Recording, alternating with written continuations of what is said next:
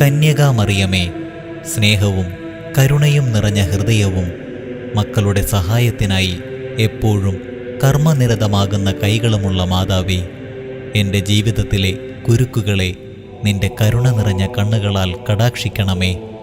നിന്റെ കൈകൾക്ക് അഴിക്കാനാവാത്ത കുരുക്കുകളില്ലല്ലോ.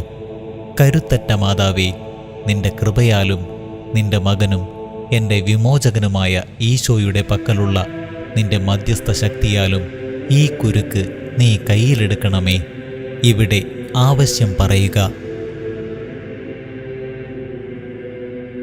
ദൈവമഹത്വത്തിനായി ഈ കുരുക്ക് എന്നേക്കുമായി അഴിച്ചു കളയണമേ.